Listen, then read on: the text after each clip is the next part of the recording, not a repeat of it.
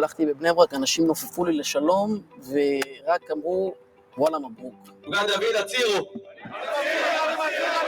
בית חסידי, חסיד גור. כבר בגיל 18 שהיה חלום שלי להתגייס, ובגלל שהייתי בן ישיבה, זה לא כל כך התאפשר. ועכשיו נוצרה לנו ההזדמנות. צה"ל פתח לנו את הדלתות, ופשוט הסתערנו. אני חובש במקצועי, ואנחנו שבוע הבא יוצאים למילואים. זכות לקחת חלק במערכה הנדירה הזאת. איך מקבלים אותך בבית, בקהילה? חיבוק גדול, תמיכה פנטסטית, הייתי אומר אפילו מקנים. כולם רק אני רוצה לבוא גם ולתרום ולהיות חלק מהדבר הזה שנקרא צה"ל. זה ברור שהישיבות לא ייסגרו מחר בבוקר וכל בני ה-18 יתגייסו.